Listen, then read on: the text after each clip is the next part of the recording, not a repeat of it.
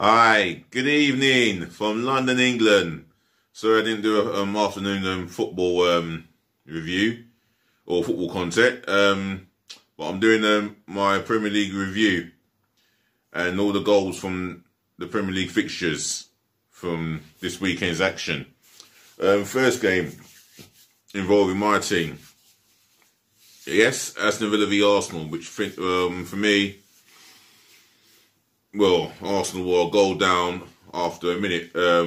Poor bit of play by Suarez with the back pass. Launched, Bertrand Traore launched onto it, found a cross, and Ollie Watkins with a tapping via deflection of Rob Holding, who I feel he should have got tighter. So, yeah, for me, it was a game that was, not much goal mouth action, but although Matt Ryan was the busier of the two goalkeepers, he made 3 outstanding saves, and if not for him, Arsenal would have been toast. And Nicolas Pepe had a shot or two on target, and Granit Xhaka in the first half had a free kick well saved by our ex-goalkeeper Emiliano Martinez. So, I'm going to take you back to what was said. If I can find it here. My opinion. To the area, it's an easy task to close. Or at least a point against 55 minutes. Yeah, didn't reach into Watkins, not an easy in Arsenal corner. in the opponent box. We didn't find. But you've kept 11 clean sheets. You've beaten Arsenal twice. Everything is stacking up. Anyway. Really good for you. Yeah, I mean, I've just been told that's the first time we've done the double over Arsenal since the inception of the Premier League, 92-93. So, you know, these players like to make history, as we've seen over the last couple of years. But it was a hard-working performance. We've got the quality to score goals within this team, as people have seen. But that was more like us. It was a really dogged display against a really good offensive team. Yeah, another. Well, Dean Smith has said it's the first time in 28 years that they've done a double over Arsenal, and you know, they did well against a team who plays well against a good offensive team, meaning Arsenal. And I'd like to get Arteta's say on this. 3 point. Sack. Well, we control every department. We dominate the game completely. But we gave them the goal, and another Lunging into from Pepe, fantastic. Grealish just rebounded behind and chance for his first goal in English football. Really inviting. Saka, good position. He loved it as well in that office, let me tell you. well, we control every department. We dominate the game completely. But we gave them the goal, and another. With himself. Maybe it's not going to be Mikel Arteta and Arsenal's day. Beating Arsenal is unbelievable, and I think we showed a good reaction to midweek. You know, we were a bit off it against West Ham, and we got the win that we needed today. Extremely disappointed to lose the game and the way we lost it. I think we were the better team. Overall, we control every department. We dominate the game completely, but we gave them the goal. And another 3 big chances, we just give them to them. They didn't earn it, we just give it to them. And then when we had to score the goals in the opponent box, we didn't find the net, the right pass, the right shots. You've won more league games now than you won in the whole of last season. Right, Arteta speaks of his disappointment of Arsenal giving the ball away, and how we dominated the game. Well, according to the shots on target, Villa had about 8 shots on target. We had 3. And Villa looked more likely to score than what we did. So I don't know about the dominance of the game. Yeah, he makes a point about us giving the chance away to Aston Villa, which they took after 2 minutes, because we were sloppy at the back. Very sloppy. And that really annoyed me. But overall, I thought Villa were worthy of their win. So it finished Aston Villa 1, Arsenal 0. The next game was Burnley v Brighton over Albion. Now, this was a game where I think Brighton started off well in the first half, outdone Burnley. I think Burnley created a couple of opportunities, as I can remember, but I think Brighton were the better team in the first half. The start of the second half, Brighton carried off where they left off, but Burnley, I think Burnley grew into the game, where Brighton's goalkeeper Sanchez was forced into a couple of good saves. Even in the first half, I thought he made a good save there. I'm not too sure about the whole of that game. I only saw highlights, and Brighton got the lead that they deserved through Lewis Dunk header, and Goodmanson equalised after a good save by Sanchez, and the keeper Sanchez parried it into danger where Goodmanson was waiting. He was waiting for an opportunity and he took it. Oh, and I can say it was well finished.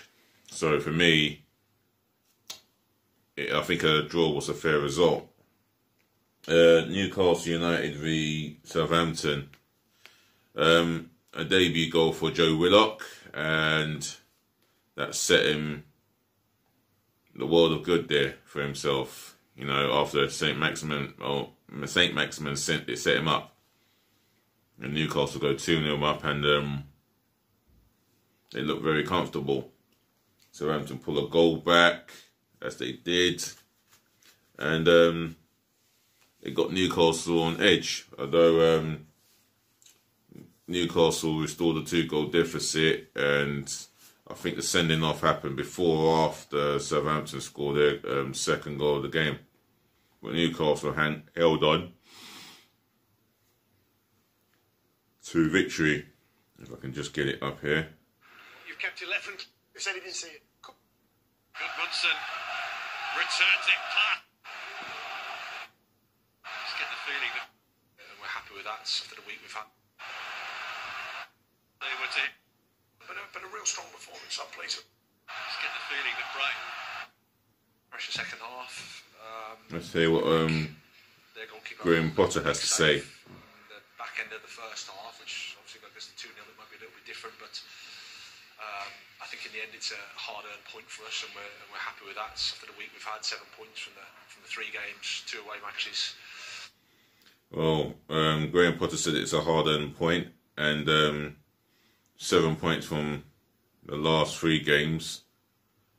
It speaks for itself. We have to take it and move forward. What did the manager say at half-time? Because it did seem as though it was a completely different Burnley performance in the second half. Yeah, I think we just moved it a bit quicker, got crosses in, dangerous crosses in, a few shots on target. I thought first half was maybe a bit slow.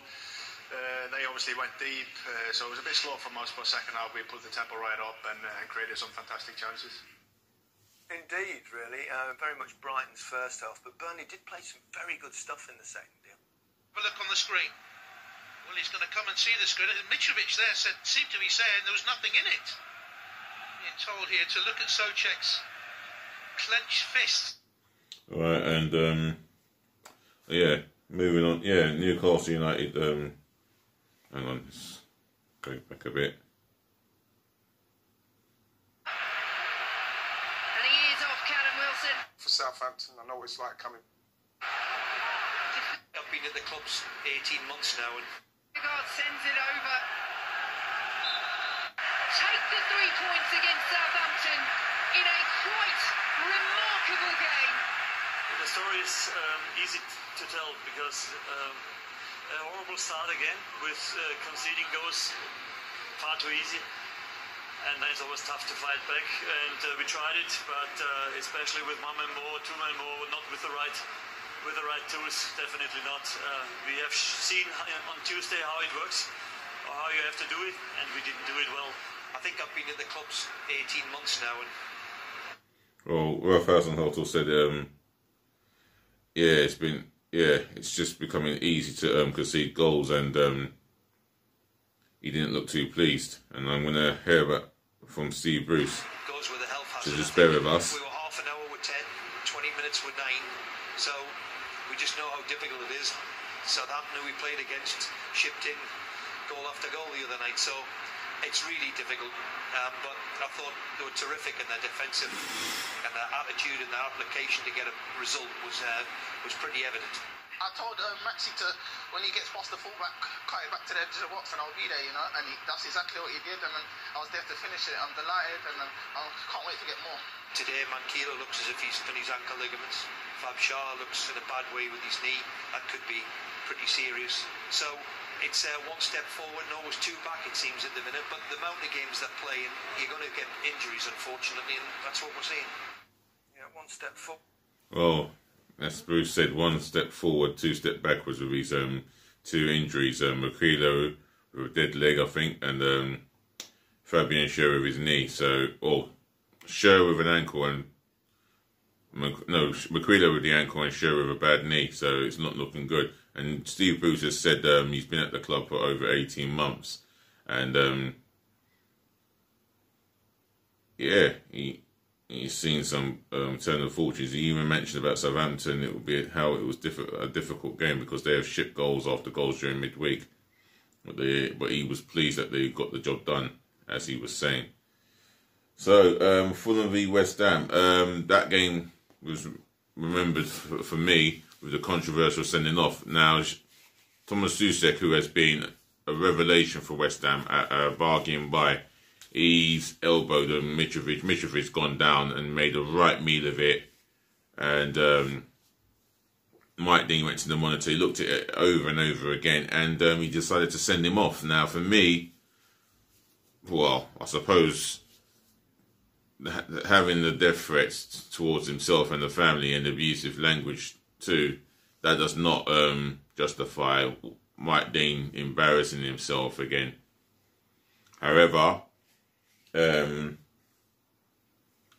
as opportunities go, Fulham, I think Fulham were always more likely to score than West Ham.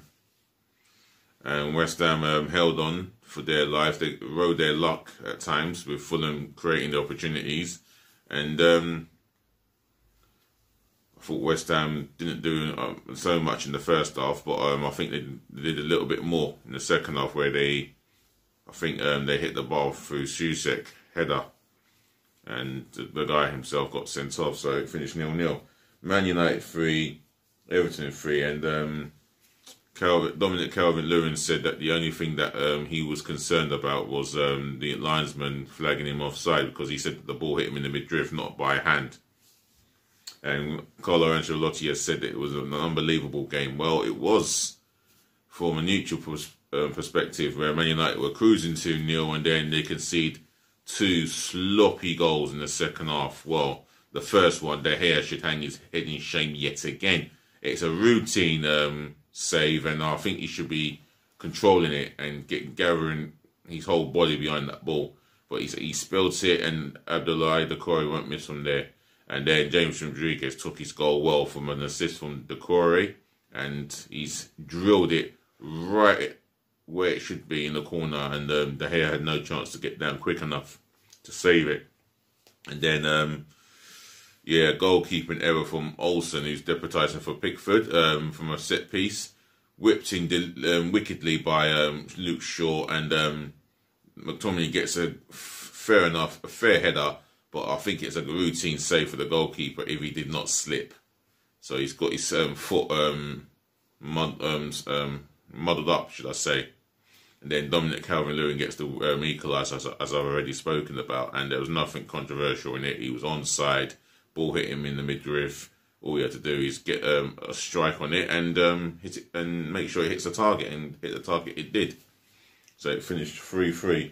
Right, on to Sunday's game. Spurs v West Bromwich Albion. A debut for Ainsley Maitland-Niles since signing from Arsenal on loan.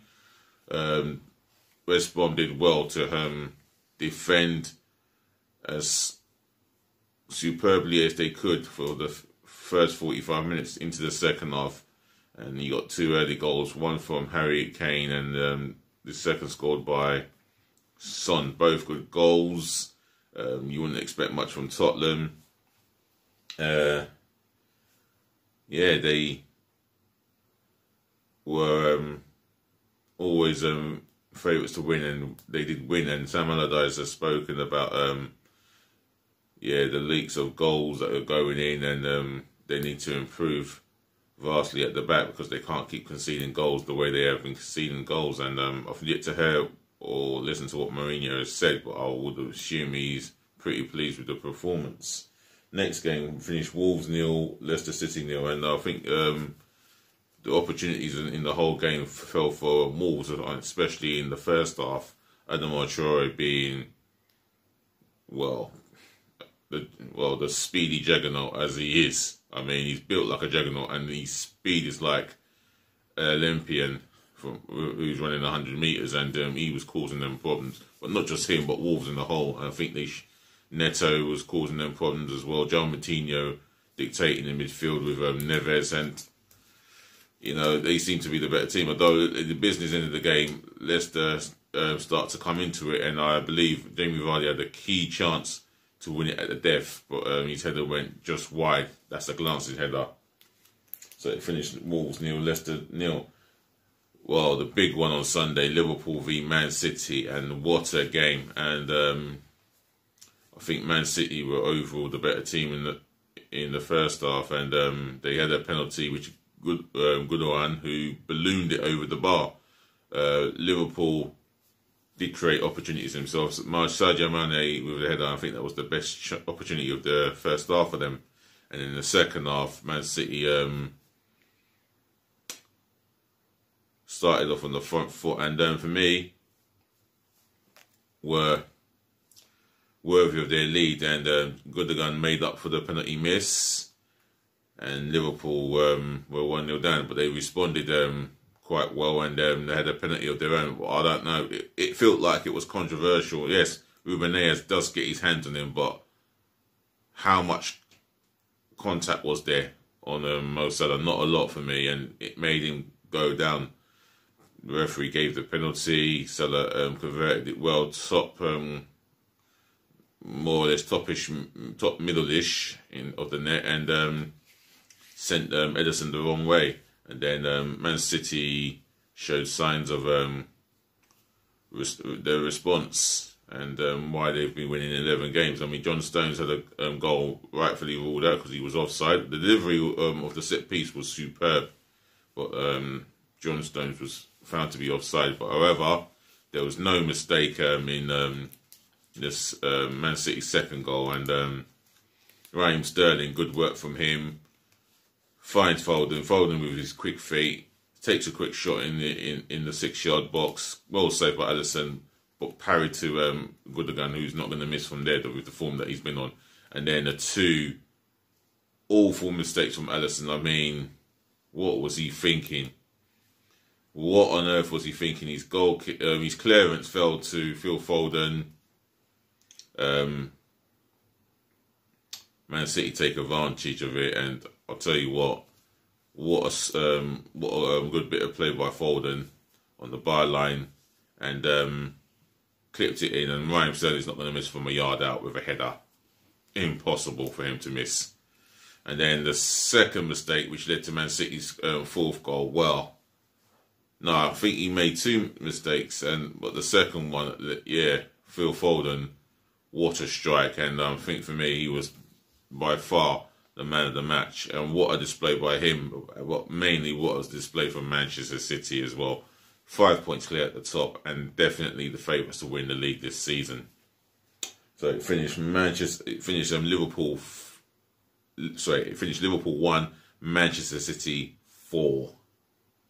While I'm going through the fixture list, the results of the fixtures and all the goals, do remember to voice your opinion and your thoughts in my comment section below, and smash the thumbs up like button for me, and I'd really appreciate it if you can subscribe to my channel. That's myself and I only, DLG Reppin.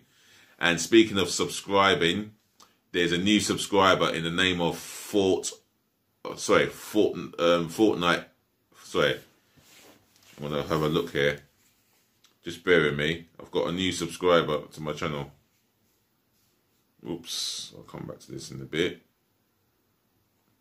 Yeah. I've got a new subscriber if I can find the person. Yes, oh, where's this person?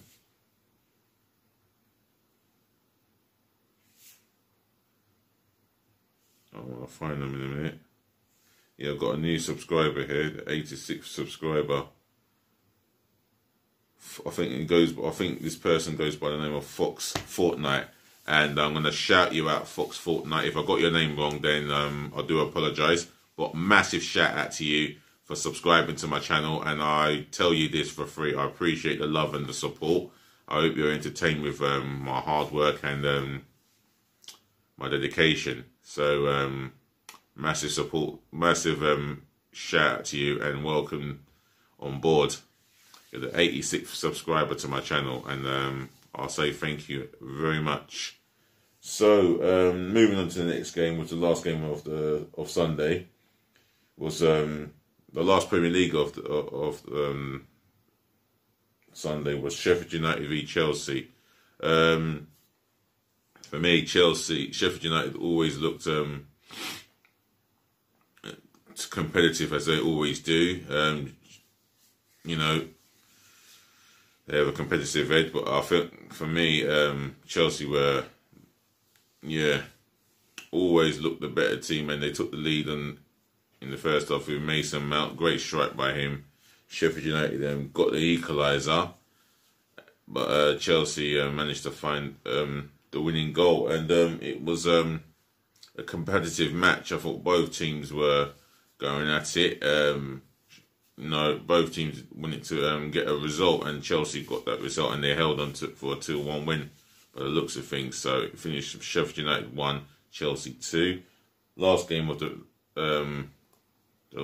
the Premier League was Leeds United v Crystal Palace. Now, this was a good game for me, and a good game on the neutral for the neutral. But especially Leeds, they love to attack. Palace are normally organised away from home, but it finished. It ended up being a game where Leeds dominated the game, and rightfully went ahead in the game through not Patrick Bamford goal. It was a goal by I'll find out who scored the first goal. Saw it.